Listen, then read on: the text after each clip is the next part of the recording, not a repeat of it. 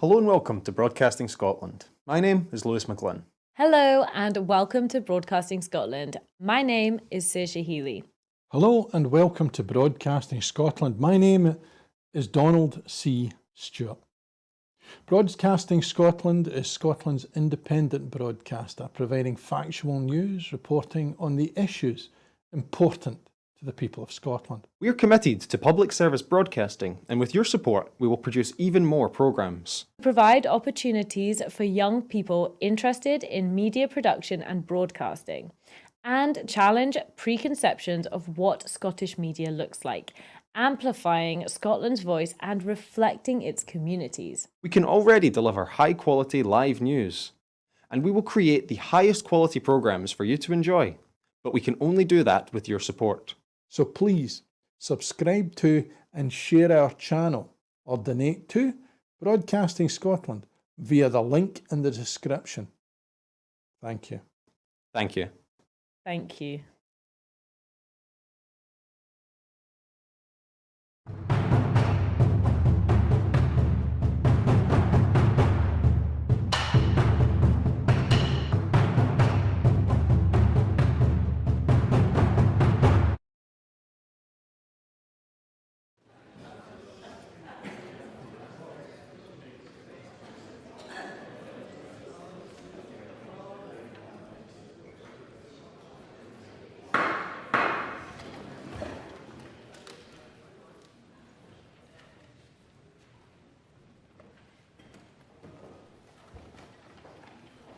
Good morning.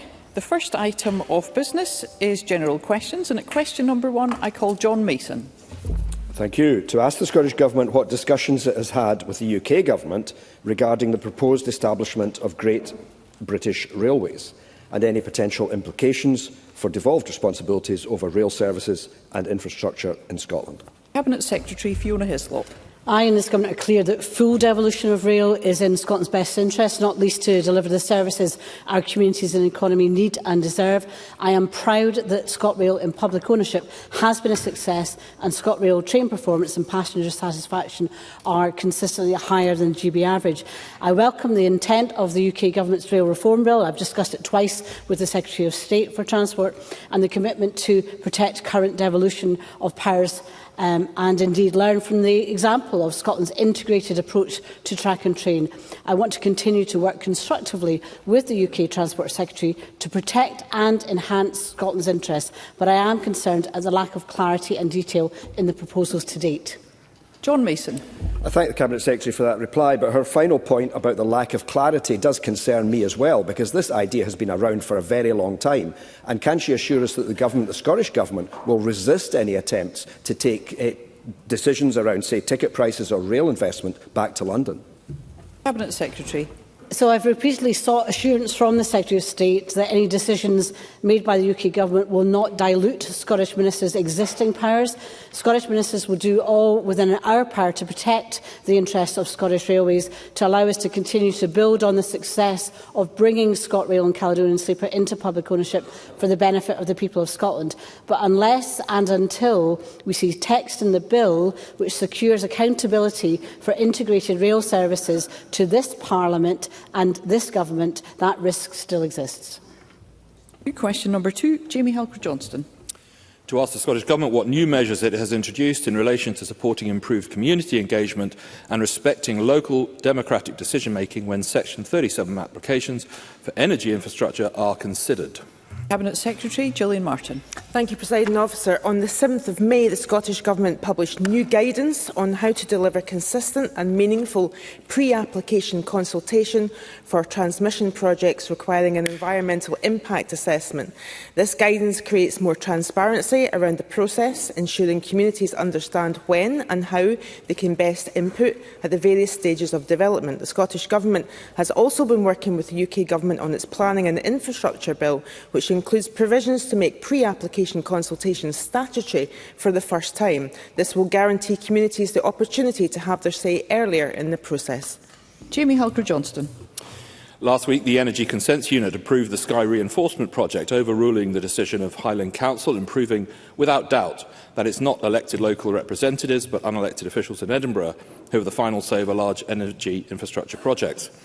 Last Saturday, community councillors from across the Highlands met in Bewley for a convention chaired by local councillor Helen Crawford. In their agreed unified statement, they confirmed their opposition to what they rightly called the unjust and unnecessary industrialisation of the Highlands. They declared that community consultation was inadequate, that local democracy was being overridden, and that local decisions were being disregarded by the Scottish Government. So can I ask the Cabinet Secretary for her response to that unified statement? And with further meetings planned, can I ask her whether she will agree to meet with the Convention members and elected local officials to hear first-hand from the people impacted by intrusive energy infrastructure her government is forcing on their communities? Cabinet Secretary. The previous Conservative government at UK level showed no interest in making either community engagement or community benefits associated with developments or transmissions mandatory, despite the Scottish Government asking for this to be addressed urgently. The legislation and regulations that we have to abide by in law in Scotland in considering applications are set by the UK Government. And frankly, Presiding Officer, the Scottish Conservatives know this, but are determined to create a narrative that everything surrounding this is within the hands of Scottish governments. Mr Halcro Johnston, I would say to Mr Halcro Johnston that I wish it was the case that we had every lever available at our disposal with regard to these matters, because in an independent Scotland we change the regulations to ensure strict... Let's hear the Cabinet Secretary. In an independent Scotland, we would change regulations to ensure strict community engagement conditions. Question number 3, Collette Stevenson. Thank you, Presiding Officer. To ask the Scottish Government whether it will provide an update on its work to tackle and prevent youth violence, including any outcomes from the summit held on the 12th of June. Cabinet Secretary Angela Constance. Presiding Officer, informed by the meeting held on the 12th of June and what we already know is working, we are considering what more we can do to strengthen support for young people and communities. And we've also announced an additional £6 million for the next phase of the Cashback for Communities programme, providing a total of up to £26 million over the next 3 years to support safe spaces, trusted adults and a range of positive diversionary and support activities for young people. Separately, we will publish a progress report on the implementation of the Violence Prevention Framework for Scotland later this year, which will highlight action we have taken with our partners over 2024-25. Collette Stevenson. I thank the Cabinet Secretary for that information. She will appreciate my constituency interest in this summit, given recent events affecting East Kilbride. Much progress has been made in tackling crime in Scotland under this government. However, the behaviour of a small minority of young people seems to be changing for the worse. Constituents have told me about signs of worrying behaviour being overlooked. Can the Cabinet Secretary set out how the Scottish Government is working with partners to ensure the education system, police, social work, youth workers and other relevant stakeholders can link up to get in early and prevent any signs of violent or antisocial behaviour from escalating? And could she also say what action is being taken to make young people safer, as well as the support available to parents and carers who are extremely worried? Cabinet Secretary. Presiding Officer, I do of course appreciate Ms Stevenson's constituency interest, and my thoughts remain with the loved ones of Caden Moy. His tragic death highlights the very real risks involved in violent behaviour and the need to prevent it happening in the first place. I do want to reassure the member that partnership working is central to our response to children and young people, and that has been since 2011, since we delivered the multi-agency whole system response to preventing offending by children and young people, and that of course brings together social work, police, health, education and other key partners. We've also published new guidance this week for schools on the consequences on risk assessments for violent, aggressive and dangerous behaviour, and this guidance emphasises the need for early intervention and prevention and the importance of schools and families working together to promote positive relationships and behaviour. Aaron Dowie. This is the third summit on youth violence in 2 years. The first was to stop violence in our schools. That didn't work. The second was to stop youth violence amongst young people. That didn't work. Having attended the third summit, I don't have much confidence in a better outcome. So will the Government finally act, invest in youth services, increase stop and search powers to tackle youth knife crime, which the Scottish Police Federation have asked for, drop the two-tier sentencing policies for under 25s, and make sure that actions have consequences? Cabinet Secretary.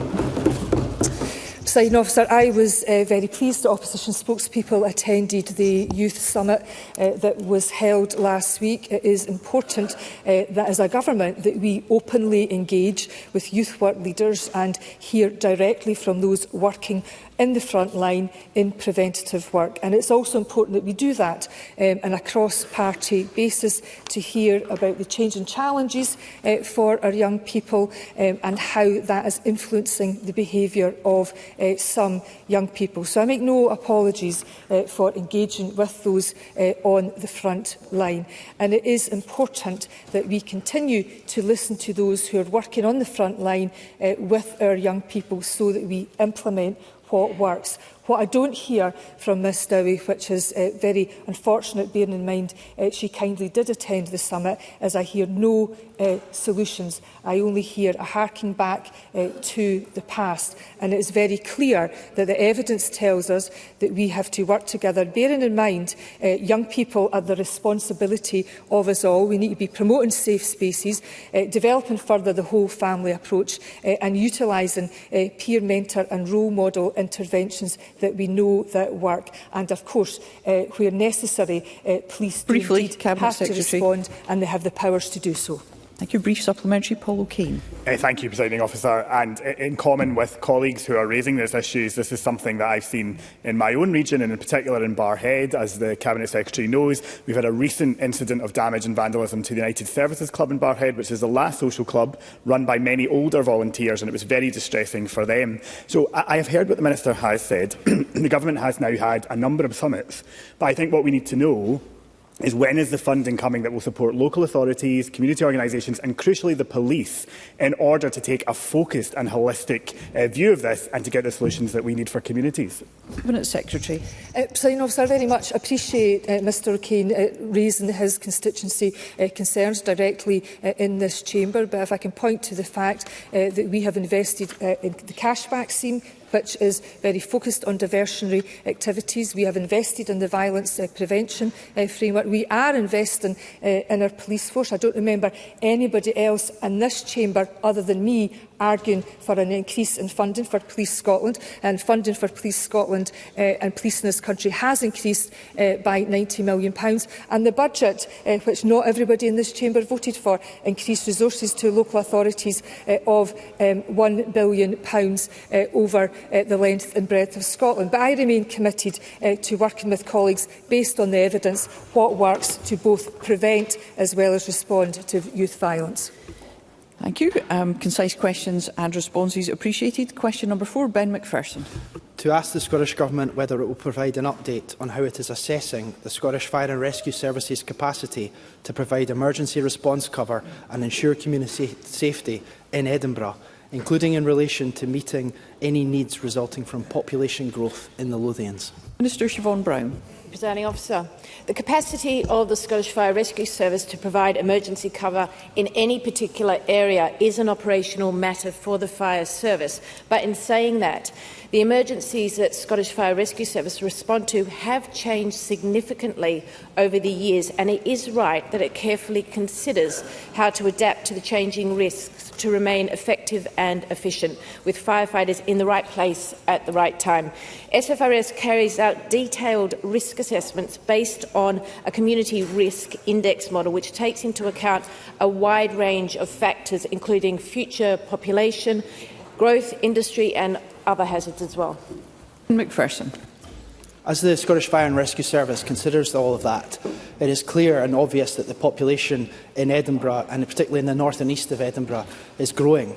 Last year, when there was a fire at Breadalbin Street in my constituency, Marionville Station fire engines were some of the first on the scene, probably saving lives. A few weeks ago, when Cableswynd House in my constituency unfortunately caught fire, Fire engines from Marionville Fire Station were some of the first on the scene again, probably saving lives. And just last week, in a neighbouring constituency, Hawkhill Close unfortunately caught fire, and Marionville Fire Engine from that station, undoubtedly, in the view of many, saved lives. Does all of this not make the case that keeping a fire station at Marionville, despite the RAC issues that need to be dealt with, or very close by, is essential and compelling? Minister. Thank you. The Scottish Fire Rescue Service is currently undertaking a strategic service review, and there will be a full public consultation published next week, and I would urge anyone with any interest in it to please engage with that. I have been kept updated on the SFRS plans for the consultation and have received assurances that supporting evidence will be published alongside the consultation, and would like to emphasise this is about providing an optimal service to maintain community safety to inform final decisions. Robust evidence and data will be needed to be at the heart of the decision concerning any possible changes following the review. And I would reiterate to the member that I am always happy to meet with the member, and I am having a drop-in session next week if he would like to attend that. Thank you. Question number 5, Claire Baker. Thank you. To ask the Scottish Government what assessment it has made of any impact of the recent changes to college funding arrangements on Fife College. Minister Graham Day. Colleges play an important role in our communities, which is why the budget for this year sees a 2.1% uplift to the college resource allocation. It's also a fact that the Scottish Funding Council has ensured that no college will see a reduction in teaching funding during the financial year compared with the previous one. Fife College will receive a 1.26% increase in teaching funding and a 4.9% increase in capital maintenance in the final allocations. And of course, next year, the college will be moving into new facilities in the Dunfermline Learning Campus, which has been supported by tens of millions of pounds of Scottish Government investment. Operational decisions, including those regarding course provision and staffing, are of course a matter for individual colleges. Claire Baker.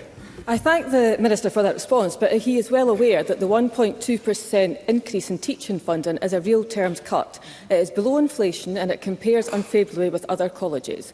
Over the past decade, Fife College's core budget has seen a real terms cut of almost 20%. It now faces defunding of £1.3 million in annual learning and teaching investment for the coming year. There is no question that it is one of the losers in this change to funding, and this will have consequences for staffing, for academic provision and for accessibility. The college principal, Jim Metcalfe, has said the scale of this challenge now created by these changes is clearly precipitous. Does the Minister recognise that this decision risks bringing Fife College to the situation these changes are seeking to solve for other colleges and places the college at risk? Minister. Presiding Officer, the underlying assertion that other colleges are somehow being favoured over Fife simply does not stand up to scrutiny. Not when you visit Dunfermline and you see the brand new £150 million Scottish Government-funded campus which the college will take ownership of later this year. Now, if Claire Baker is arguing that the SFC should take financial resource away from other colleges to give to Fife, then perhaps she can provide a list of the institutions she has in mind. I'm sure that would interest some of her Labour colleagues who are in other parts of the country. And if she's arguing that there should simply be more money provided the sector, then I have to remind her that Labour made no such ask of the government when it came to the budget setting process. While Willie Rennie and the Lib Dems worked with the Scottish Government to secure an additional £3.5 million for colleges, Labour sat on their hands. They therefore have not a shred of credibility on this issue. The briefest of supplementaries, Annabel Ewing. Thank you, Presiding Officer. The Minister is aware that I wrote to him on the 11th of June expressing my concerns about the implications for Fife College as regards the new funding model. I understand that the Minister, in exchange with Alex Rowley on the 8th of May, indicated that he was open to exploring whether a further premium could be added into the mix, recognising the delivery of courses linked to national and to local need. What is the status of that thinking, Minister? Minister. Can I say to Annabel Ewing, I've not seen that letter that she's written to me, but she's obviously raised it today. The situation with an additional premium sits within a wide-ranging piece of work, which is looking at how we get the colleges in their localities to better align their offering with the needs of the local and national economy. So that is an ongoing piece of work, but I will respond in due course to Annabel Ewing's letter. Question number 6, Liam Kerr. To ask the Scottish Government whether it will provide an update on when the consultation results for the A96 corridor review will be published. Cabinet Secretary Fiona Hislop. During the roundtable meeting I held in Parliament on the 4th of February, which the member attended, I indicated that it was my intention to provide an update on the public's response to the consultation as soon as it was provided to me once the responses had been collated and analysed, and a report summarising the feedback has been produced. The 12-week consultation period ended on the 21st of February with over 1,400 responses received. I thank the member for the question, which allows me to announce that I have received the consultation report at the end of last week, briefed Cabinet colleagues on its publication at the beginning of this week, and I can now advise Parliament that the consultation report will be published on Transport Scotland's website this afternoon, and I will share the link with all the relevant North East and Highland constituency and regional MSPs. Liam Kerr. I'm very grateful, but almost 5,000 days, 16 Transport Ministers and 14 years since this government promised to dual the A96 between Aberdeen and Inverness, we finally get a publication date for a consultation. So, Cabinet Secretary, when the consultation results are released this afternoon, will that come with a cast-iron commitment that the A96 will finally be dualled? Cabinet Secretary. So as I indicated in the roundtable that I referred to, it was my intention at the request of MSPs to ensure the consultation report was published as soon as possible. But in relation to our ongoing commitment to dual the A96, any decision will have to be made in the context of available planned budgets and obviously the impacts of this week's UK Government spending review and the Scottish Government's investment and infrastructure plan refresh anticipated for later in the year. Presiding Officer, I didn't want to delay the consultation report being published because that's what MSPs had asked me to do, and I have done what I said I would do back in February. Thank you. We must conclude general questions at that point. My apologies to those members we have been unable to reach. And before we move to First Minister's question time, I invite members to join me in welcoming to the gallery the Honourable Raj Chouhan, Speaker of the Legislative Assembly of British Columbia.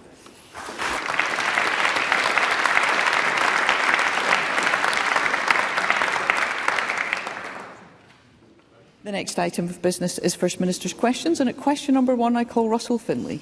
Thank you, President Officer.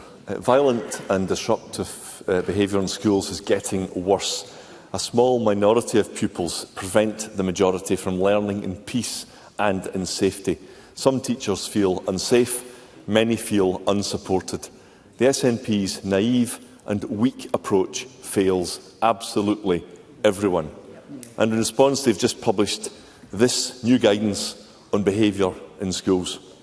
And really, it's exactly what you might expect from this ineffective government. 49 pages of tedious, hand-wringing nonsense, complicated and confusing. And when John Swinney was Education Secretary, teachers said he issued too much guidance which made their jobs even harder. So why is he now repeating the same mistake? First Minister. President Officer, it's always my priority to listen to the teaching profession. I did that throughout my time as Education Secretary, and the guidance that Mr Finlay has cited has been a consequence of the work that's undertaken by ministers in consultation and dialogue with the teaching profession and other stakeholders in the world of education to make sure that it's effective and necessary to support our education system. The guidance is founded on an important point that Mr Finlay made in his question, that the disruption and disruptive behaviour in schools is the product of a minority of pupils. And the challenge, and what the guidance is focused on, is making sure that we have in place the necessary steps and measures to ensure that any disruptive behaviour is addressed so that the overwhelming majority of young people who behave perfectly well in schools and engage well in their schools are able to prosper in their education. Russell Finlay. Well, if John Swinney had really listened to teachers, it does seem that he's then just gone on to completely ignore them. Because if you take a look at this report, what does it say should happen if a pupil commits an act of violence? Well, the report tells teachers to give violent pupils laminated bullet points telling them to think about their behaviour. And it also suggests the way to tackle unsafe behaviour is, and I quote, a conversation to jointly problem solve with the child. And it also says that disruptive pupils should be allowed to leave class 2 minutes early, which to me sounds like a reward rather than a punishment. Now, the new guidance ends with 94 questions that teachers are supposed to ask themselves. 94 questions, as if they've got the time. So on behalf of Scotland's teachers, I've just got one question for John Swinney. Is this for real? First Minister. I don't think for a moment that Mr Finlay's presentation of the guidance is in any way, shape or form representative of what is actually there. And what the guidance is trying to do is to ensure that situations where there is violence in our schools are addressed, where problems are de-escalated, that they are resolved, because what we have to do is to make sure that every young person who engages with our education system is able to be well supported to fulfil their potential. Now, for some young people, that will be associated with disruptive behaviour, which has to be addressed. And that's precisely what the guidance assists the teaching profession to try to do, with the assistance of other resources that the government has put in place into our schools to address underlying causes of unacceptable behaviour by young people. So what the guidance is designed to do is to de-escalate situations in our schools to ensure that young people can participate in their education, because if young people are unable to participate in their education, they are unlikely to go on to good outcomes in our society, and we will simply repeat the difficulties that we've seen for many years of young people who do not go on to positive destinations. And of course this week we saw that we have another very high level of positive destinations being achieved by young people in Scotland. Yep. Russell Finlay. Well, I'm very confident of my interpretation of this document, and I'll let the teachers and pupils of Scotland decide what's in here. My party has long argued that a stricter approach is necessary to restore discipline in schools. We believe in exclusions for violence because they protect staff and pupils, and because they work. The new SNP guidance says exclusions should only be considered as a last resort. And when they are considered, teachers still need to follow guidance introduced by none other than John Swinney in 2017. That guidance has a 66-item checklist for teachers to consider when going through an exclusion process. So where does the SNP actually stand on this? Have the U-turned and now support exclusions to tackle bad behaviour, or do they not even know themselves? First Minister. President Officer, the guidance is crystal clear that exclusions are part of the approach that can be taken. But I'm making it clear today that exclusions can have negative consequences for young people. So Russell Finlay says that exclusions work. Well, if a young person is excluded from school, they are not in the safe environment of school. They are therefore likely to be out on the streets, and therefore potentially able to become involved in some of the criminal activity that Mr Finlay himself has put to me within the last fortnight at First Minister's questions as being a risk to which young people are exposed. So I simply point out to Parliament the inherent contradiction in what has been put to me today. The contradiction between Mr Finlay one week saying we must make sure that young people are not exposed to criminal activity, and this week he's demanding we exclude more young people from schools and put them at risk of that criminal activity. Now, for the record, Presiding Officer, in 22-23, which is the most recent figure I have available, there were 11,676 exclusions recorded in Scottish education. Now, that is lower than it was in 2018-19, I accept, but it is still a very high level of exclusion of young people from our schools, and we have to consider what are the implications of not getting our approach to inclusion correct in our schools, because the damage to young people in our society can be long-term as a consequence. Russell Finlay. That was absolutely desperate. As the First Minister knows fine well, there are different types of exclusion rather than just putting children onto the streets, as he suggests. He virtually stopped exclusions, and that's causing discipline to collapse. He turned teachers into social workers. He sent a dangerous message to disruptive pupils that they can get away with it. He fundamentally changed the classroom culture, and that is now harming children and their education. People in the real world know how to sort this out. We need a tougher approach, not laminated cards and inclusive chats. If pupils are violent or serially disruptive, exclude them. Will John Swinney end the barrage of guidance and please empower teachers to take a stricter approach? First Minister. Presiding Officer, Mr Finlay has said something to Parliament that is palpably false. Mr Finlay said that I had stopped... Yes, I'm going to explain it to Parliament.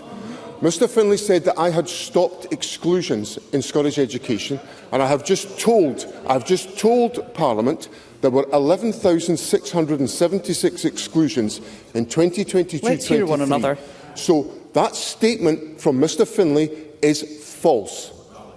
Now, well, OK, it's false. Let's just agree it's false. Now, the second point I'll make on this question... Let's hear the First Minister. ...is that last week after First Minister's questions, the Justice Secretary and I convened a discussion at which Sharon Dowie, the Conservative spokesperson on justice issues, was present, amongst a whole range of different stakeholders.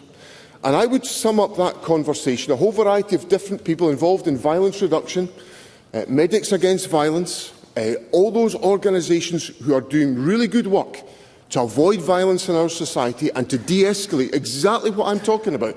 Not one of them said to me that I should increase the level of exclusion from schools. So what we are getting from Russell Finlay today is a demonisation of young people and a failure to address the mechanisms and the interventions required to solve a difficult issue in our society. It is simplistic nonsense, and Parliament should ignore it. Question number 2, Anna Sarwar. Presiding Officer, last week John Swinney claimed that he became aware of issues facing Alexander Dennis a few weeks ago and was doing what he could to help the company. But that is not true. John Swinney received a letter almost a year ago directly from the company setting out how his decision to buy buses from China instead of from Scotland was putting the company and jobs at risk. He did nothing for the skilled workforce. But last week, as usual, he tried to find someone else to blame for his own failure by talking about UK procurement laws. Laws that did not stop Greater Manchester Mayor Andy Burnham from buying Scottish buses, but somehow stops this SNP Scottish Government. Since that warning almost a year ago, how many buses has the SNP government ordered from Scottish companies? First Minister. Mr Sarwar is correct that I engaged with the company in August of 2024 when I received correspondence from the company, and I met them again in September. And as a consequence of that interaction, we established work for Scottish Enterprise with the company to support the company in securing its future. So that work was taken forward as a consequence of that dialogue, and obviously the company then contacted us in the course of the last few weeks with their more immediate situation.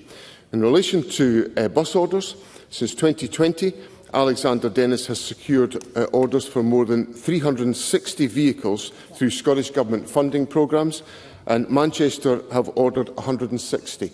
So 360 through Scottish Government funding programmes, 160 from Manchester. I hope that indicates that the Scottish Government has been supporting Alexander Dennis. Anna Sarwar. Presiding Officer, John Swinney did not answer the question. Since that letter almost a year ago, 0 buses ordered from Alexander Dennis. 0. So he can try and waffle all he likes, but he can't escape from the fact that his government has the powers and the resources to act, but has failed to do so. The Cabinet Office has clearly set out how the SNP Scottish Government could have helped ensure contracts go to Scottish manufacturers to support Scottish jobs. He could have applied social value criteria, which helps domestic suppliers, or he could have considered a direct award. He did neither. Now, with the UK Procurement Act, the SNP government can disregard bids from non-treaty suppliers, which includes countries like China. So did John Swinney not understand the law, or was it the usual SNP attempt to pass the buck find somebody else to blame and show no interest in actually doing his job. First Minister.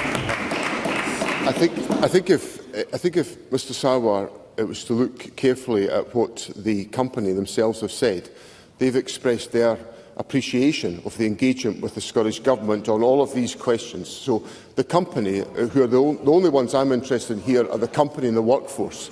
The company have expressed their appreciation of the sustained engagement of the Scottish Government in supporting their operations. Now, of course, through a number of different schemes that the Government has put forward in Scotland, we've provided £58 million of funding for zero-emission buses since 2020 through the Scottish ultra-low-emission bus schemes and the Scottish Zero-Emission Bus Challenge Fund. So that just fundamentally holds Mr Sarwar's argument, because what that all contributes to is the fact that the Scottish Government has allocated 360 bus orders through our funding programmes to Alexander Dennis. Let's hear the First Minister. And that has been part of supporting and assisting the work that is undertaken at Alexander Dennis. Now, the Scottish Government... Mr Bibby, thank you.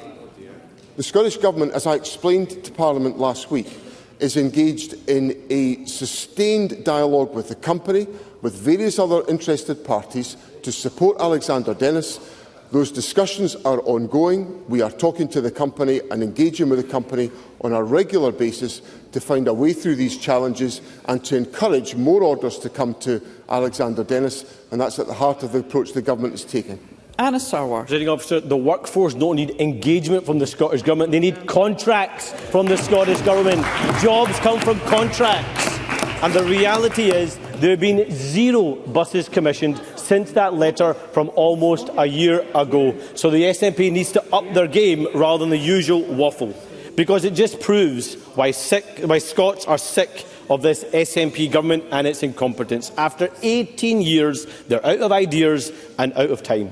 Now, I told last week how a fortnight ago an SNP MSP said that John Swinney had 2 weeks to come up with an idea to save his leadership. So let's look at what he's come up with.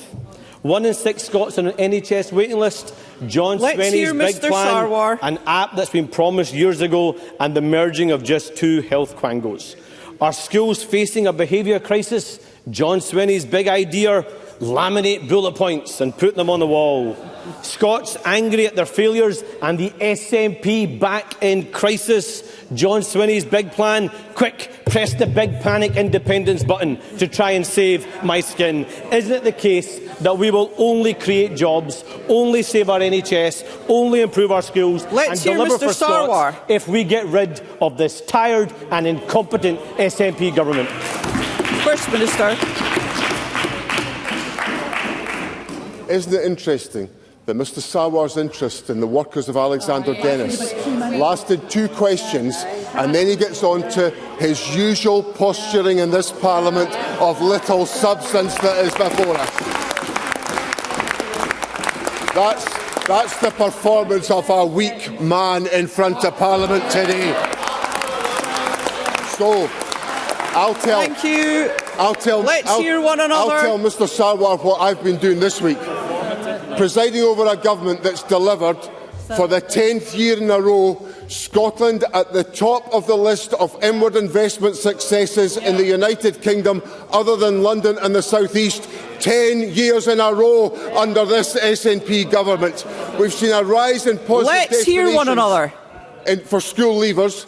We have confirmed this week that we will scrap the 2-child cap, ensuring 20,000 children will be lifted out of poverty. In the same week as we commit ourselves to lifting the 2-child cap, Anna Sarwar is toadying in behind the Labour leader in the United Kingdom to send 50,000 children into poverty with a welfare reform bill. Scotland can see that Anna Sarwar is linked to a UK Labour government that will put more children into poverty when my government will lift children out of poverty. That's the Scottish Government delivering for our people. Question number 3, Patrick Harvey. Nearly 2 months ago, the First Minister hosted a summit about opposing the far right and defending democracy. And there was a clear message from many people in the room. Governments need to act to address people's concerns, to restore the public services we all rely on, to give local communities more power, to tackle extreme wealth and to tax the big polluters who are profiteering from climate breakdown so that we can invest in our communities. It was obvious that without clear action, this would just be another talking shop. But I can see no meaningful change since then. What exactly has the Scottish Government done differently in practical terms since that meeting to turn promises into action? First Minister. Presiding Officer, what the Government has done is take forward our agenda, which is about eradicating child poverty. And I've just cited one of the examples, which is taking forward the measures to lift the two-child limit, which will lift children out of poverty. And that's in stark contrast to the prevailing attitude of the United Kingdom Government. We have been working with different groups to make a rational argument for an approach to immigration that will boost our working-age population, recognising that unless we do that, we will suffer extreme economic harm and real difficulty in sustaining our public services. We have taken forward the steps that were announced this morning on carbon budgets, for example, where we are following the setting of the budget limits by the Committee on Climate Change and deploying a programme which will tackle climate change. So those are some of the measures that the Scottish Government is taking to ensure that we address the substance of the agenda, which I agree with Mr Harvey, there are real concerns about, to make sure that we are addressing the real concerns and the real priorities of people in Scotland and to address that threat from the far right in our democracy. Patrick Harvey. Well, it sounds as though the Government's agenda after the summit is exactly the same as it was before the summit, and there is a real sense of drift from the First Minister. He came into the job saying he wanted to build the best future for our country, and since then he's watered down rent controls, he's stalled on the plans to help people get off expensive fossil fuels. He's abandoned progress on human rights and equalities laws. He's ditched environmental actions like a new national park. And just today, he has rejected advice from his independent climate experts. And in place of the progressive green policies the First Minister has walked away from, what? I genuinely struggle to think of a single signature policy that shows ambition and leadership that he's actually delivered in his year in the job. In the face of the threat from the far right, a steady-as-she-goes approach is a course to disaster. So does the First Minister understand that people need to see real progress toward a fairer, greener Scotland, and that failure to tackle inequality and injustice will only benefit the snake oil sellers on the far right? First Minister.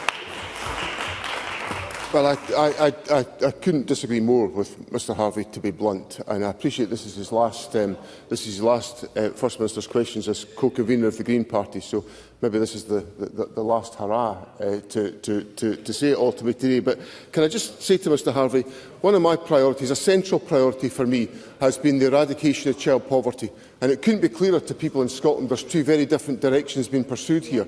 Scotland is seeing a falling level of child poverty when the rest of the United Kingdom is seeing child poverty rates go up.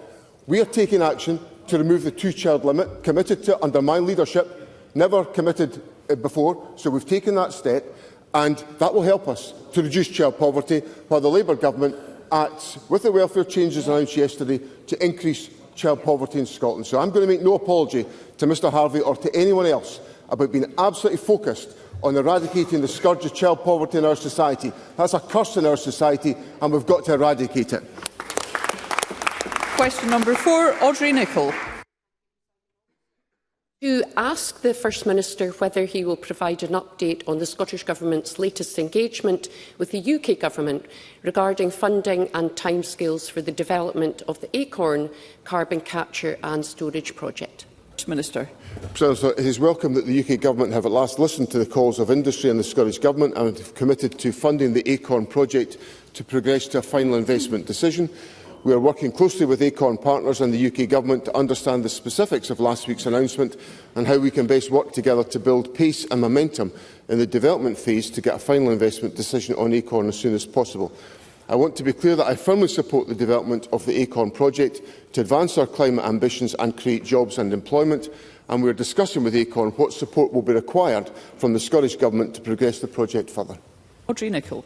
I thank the First Minister for his response, and after years of delays, the UK Government has finally announced some funding for Acorn, yet it has failed to commit to a timetable or a final investment decision on the project. This stands in stark contrast to Labour's £22 billion for carbon capture in England and a swathe of costly nuclear projects.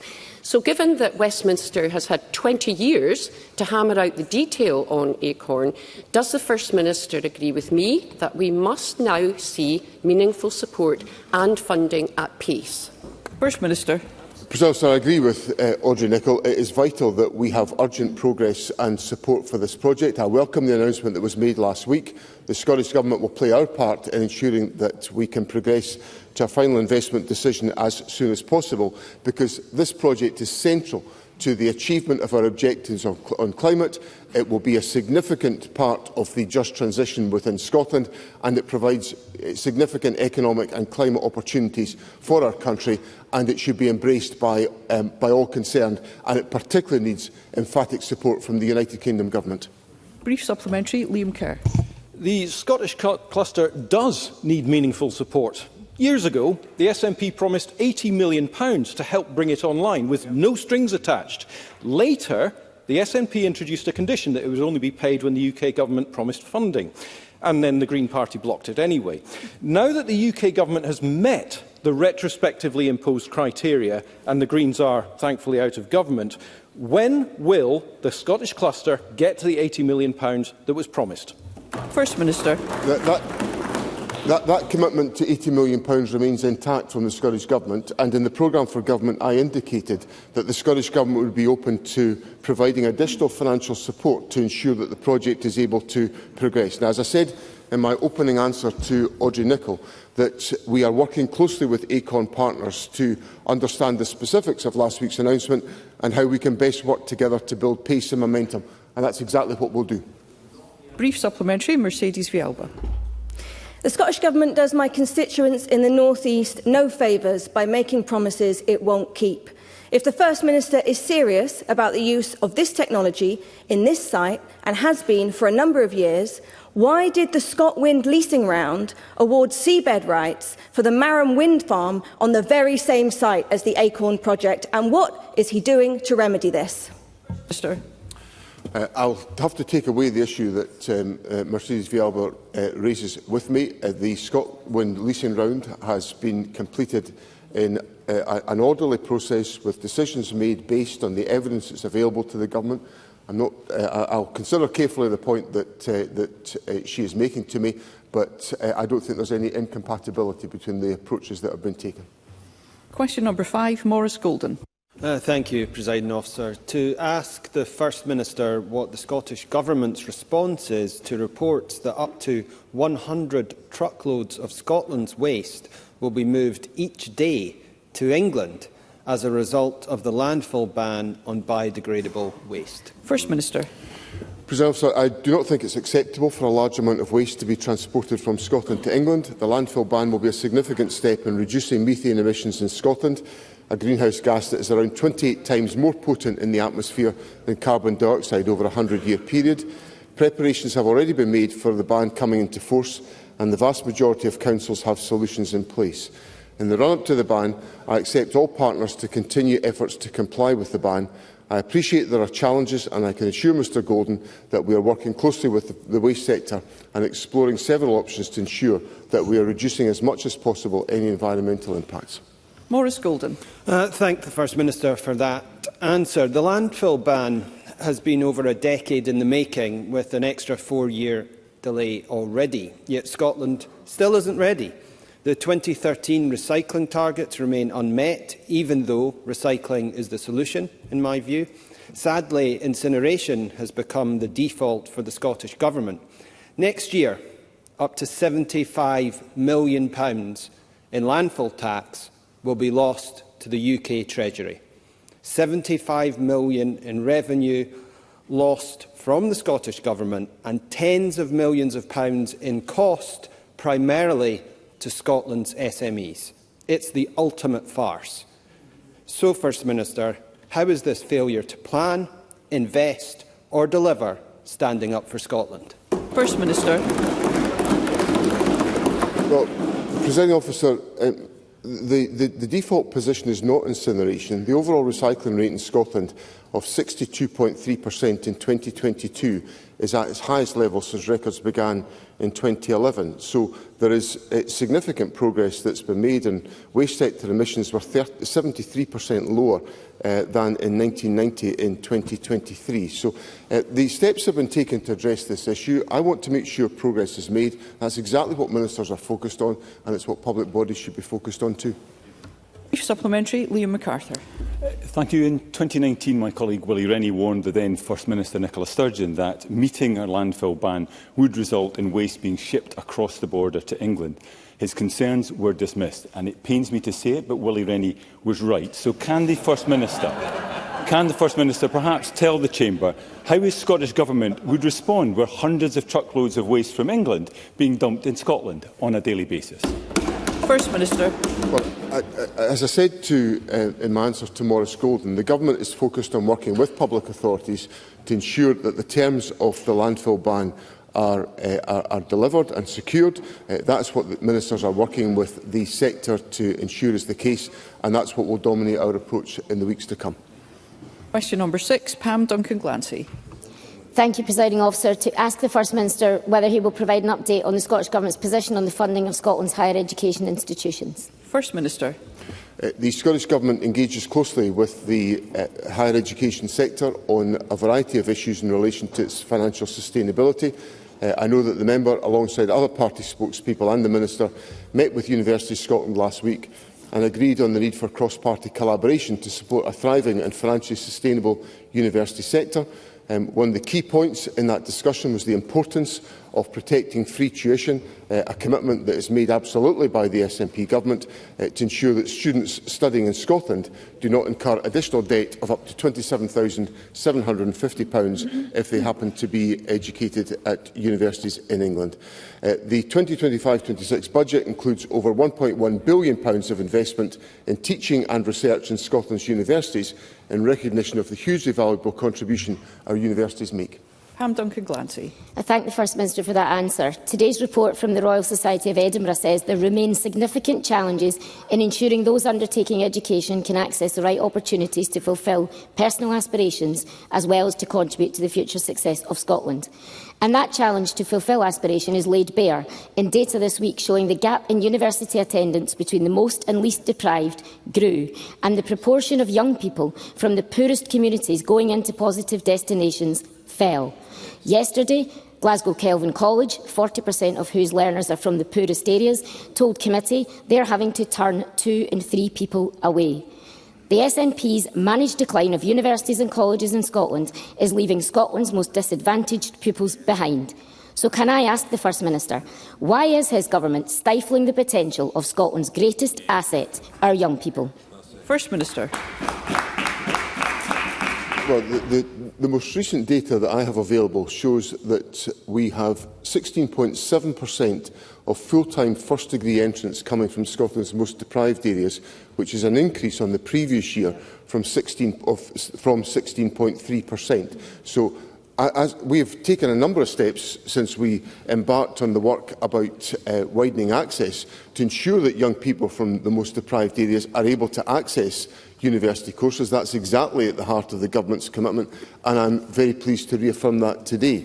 There has been a 42% increase since 2019 in 18-year-olds from the most deprived areas entering university, and that demonstrates the progress that's been made on widening access to our higher education institutions. Brief supplementary, Miles Briggs.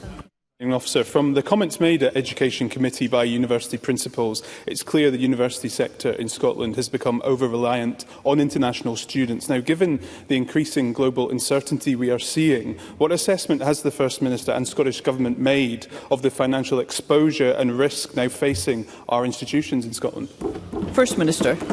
Well, these are issues that are discussed with the higher education sector. I met with the senior figures from University of Scotland a few weeks ago to discuss these very questions, and my ministers are engaged on this question at all time. I think the other issue which has to be borne in mind here, as well as global uncertainty, is also the approach to immigration policy of the United Kingdom Government. That's not helping one little bit in all of this. And it's clear to me in my dialogue with the university sector that a more rational approach to immigration, rather than the folly that was started by the Conservative government that's now been reinforced by the Labour government in the United Kingdom, would help our university sector to navigate their way through these challenging times. And that will, so a more sensible approach to immigration would help us to attract international students and support our university sector, which remains world-class. We move to general and constituency supplementaries. The more concise we all are, the more members will be able to take. And I call Kenneth Gibson. Thank you, Presiding Officer. It's now been more than 4 months since the Scottish Government committed to exploring the purchase of Ardrossan Harbour from Peel Ports. However, talks appear deadlocked. Until the future of the harbour is resolved, Arran will not receive the lifeline ferry service it needs and deserves, while Ardrossan will struggle. This afternoon, constituents from both communities are protesting outside this building. First Minister, the Transport Secretary will meet the protesters this afternoon. Will the Scottish Government now inject some urgency into this process to break the stalemate? And can he confirm that there are no plans to remove road-equivalent tariff tickets from island visitors, which would inevitably damage our island economies? First Minister. On the road equivalent tariff point, no, it's been an essential part of the steps that we're taking to improve connectivity with the island communities, and it's been a central part in lowering the cost of travel to our islands over a number of years, and introduced, of course, only by an SNP government as part of that agenda. Now, in relation to Ardrossan, I entirely understand Mr Gibson's concern. This is, of course, a negotiation with a private organisation, Peel Ports. There has to be, like any of these negotiations, that takes time. It has the focus and the attention of ministers and CMAL. The Transport Secretary has made clear to Parliament the steps that have been taken, and we will, of course, update Parliament when that negotiation progresses. But I assure Mr Gibson, and he can convey this to his constituents, and I know the Transport Secretary will do that in her discussions this afternoon, that the Government is absolutely focused on a long-term solution for Ardrossan Harbour, which, from the Government's perspective, remains the key port for the connection to Arran. Katie Clark. No ferries have been running from Ardrossan Harbour since January, and that will become permanent unless there is redevelopment. There has been no progress in redevelopment, despite it being agreed more than 7 years ago. This is a disaster for the local community. Does the First Minister agree that process for a compulsory purchase of the harbour needs to start if there isn't progress by the summer recess, so that redevelopment work can start? First Minister. I will explore the point about compulsory purchase, but what's being indicated to me is that we would not have the basis to do so. But I do assure Katie Clark, as I assured Mr Gibson, that the Government is actively engaged in the dialogue to acquire Ardrossan Harbour to enable the long-term commitment to be given that Katie Clark seeks. And I give that long-term commitment. I understand the challenges about access to the port and the necessity of redevelopment, and the Government has concluded, after years of engagement, that the only way to progress on that is acquisition. And that's what the Government is intent to do, and we are taking every step to enable that to be the case. Claire Adamson. Thank you, Presiding Officer. First Minister, the Department of Work and Pensions assured people that the managed migration from legacy benefits to universal credit would be smooth. My constituents in Motherwell and Wishaw have contacted me regarding being threatened with sanctions if they do not provide a GP fit note within 7 days, despite previously receiving employment and support allowance. This should not happen. It's causing needless pressure on primary care and causing fear and anxiety for my constituents with long-term health conditions. Will the First Minister engage with the UK Government over these reported issues and the delays in migration from legacy benefits to universal credit? First Minister. President Officer, the Cabinet Secretary for Social Justice recently wrote to the UK Government highlighting a number of issues with the delivery of universal credit, including those caused by conditionality and sanctions. We are deeply concerned about the personal impact that the move to universal credit is having on individuals, and we will continue to work with the DWP to address all of those concerns. I think this is, of course, indicative of the agenda that has been taken forward by the Labour Government, which is now trying to balance the books on the back of sacrificing the poor and the vulnerable in our society. I don't think people in Scotland expected that of a Labour Government, but that's what they're getting. Jamie Halcro-Johnston. It's just been over a year since John Swinney publicly apologised to Ailey Beaton for what he described as her terrifying experience at Portree Hospital on Skye. He said that it wasn't good enough, that Sir Lewis Ritchie's recommendations on restoring urgent care must be implemented, and that is what will happen, he claimed. But a year later, incidents keep happening, and last week NHS Highland admitted that the current model for urgent care isn't working. Skye SOS NHS campaigners told the West Island Free Press it was shambolic. One said, "They have been pulling the wool over our eyes all this time." John Swinney was actually on Skye on Monday, pressing the flesh for an SNP by-election campaign. But to their disappointment, he didn't meet with local health campaigners. So can I ask the First Minister why he didn't find time to meet with those fighting to get urgent care restored at Portree Hospital, whether he accepts the promises he made to the people of Skye, made in this chamber, haven't been delivered, and when they will be? First Minister. Well, I was actually in Portree on Saturday, as a matter of factual accuracy, and I met Ailey Beaton on Saturday in Portree. And I heard about her experience, and it was a pleasure to meet her, and I was able to express to Ailey and to other members of the public that asked me about this issue that the commitments that I gave in this chamber to the delivery of the model that was designed by Lewis Ritchie will be fulfilled. I accept there are challenges for NHS Highland and the practical delivery of that, often because of the availability of personnel to do that, which is part of a wider and deeper problem, which also relates to the point I made to Mr Briggs a moment ago, that we are being constrained by the approach to immigration and the size of our working age population in the delivery of our public services. Now, this is a very hard reality that Parliament is going to have to come to terms with. It is troubling me enormously in the delivery of public services. So let me say two things to Mr Halcro-Johnston. First of all, I appreciate the engagement I had with members of the public in Portree about this issue on Saturday. And secondly, I reaffirm the Government's commitment to the model that was designed by Lewis Ritchie and which I expect NHS Highland to implement. Faisal Chowdhury. Thank you, Presiding Officer. Last week, Professor Sir Jeff Palmer, Scotland's first black professor, passionate advocate for equality, and my friend, passed away. Sir Jeff was not just a leader in science and human rights. He was a kind, wise man who inspired me and many others. He will be deeply, deeply missed. Will the First Minister join me in paying tribute to Sir Jeff, a giant of modern Scotland, and will he continue his legacy by helping build a Scotland which is free of prejudice? First Minister.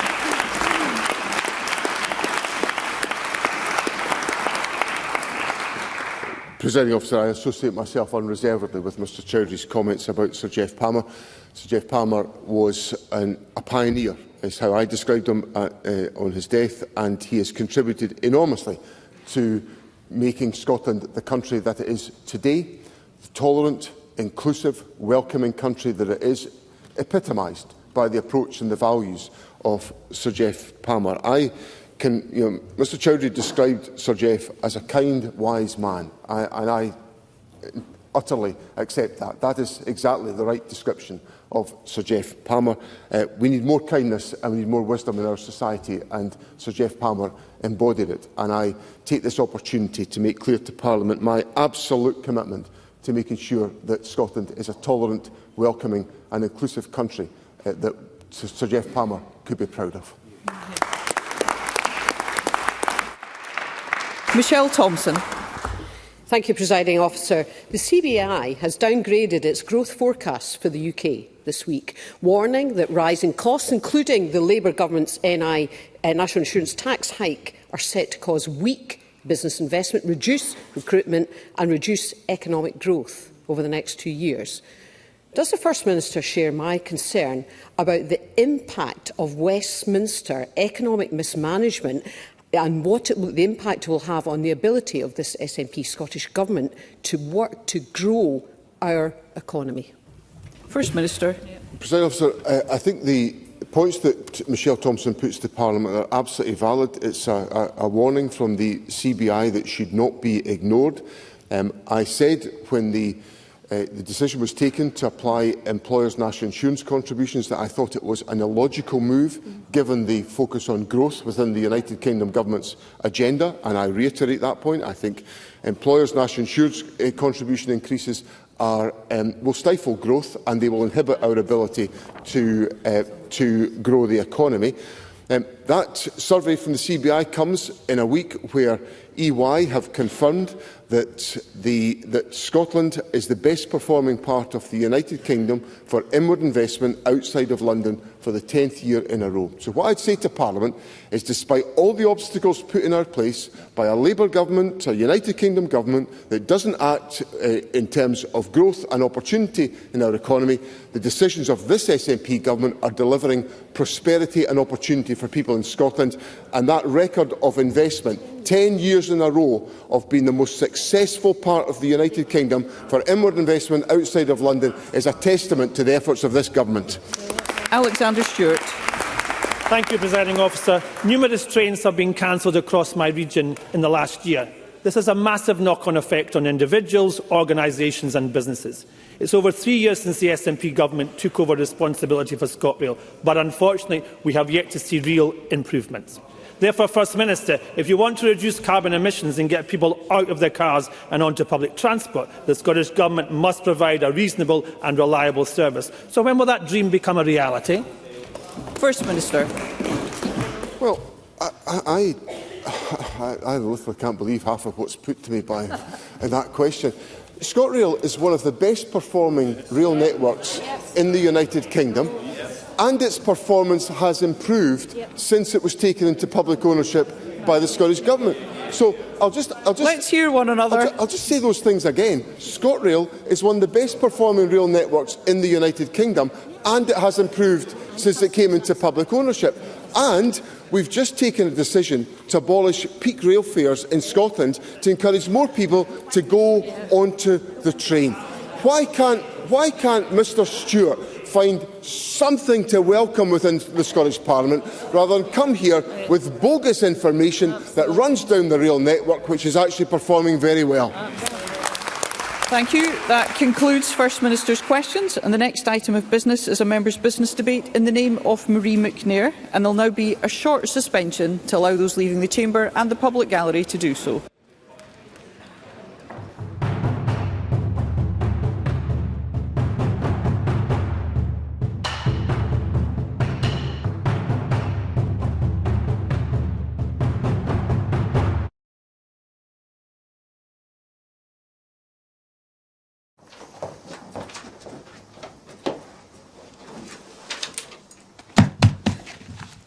Hello and welcome to Broadcasting Scotland. My name is Lewis McGlynn. Hello and welcome to Broadcasting Scotland. My name is Saoirse Healy. Hello and welcome to Broadcasting Scotland. My name is Donald C. Stewart. Broadcasting Scotland is Scotland's independent broadcaster, providing factual news, reporting on the issues important to the people of Scotland. We are committed to public service broadcasting, and with your support, we will produce even more programmes. Provide opportunities for young people interested in media production and broadcasting, and challenge preconceptions of what Scottish media looks like, amplifying Scotland's voice and reflecting its communities. We can already deliver high-quality live news, and we will create the highest quality programmes for you to enjoy. But we can only do that with your support. So please subscribe to and share our channel or donate to Broadcasting Scotland via the link in the description. Thank you. Thank you. Thank you.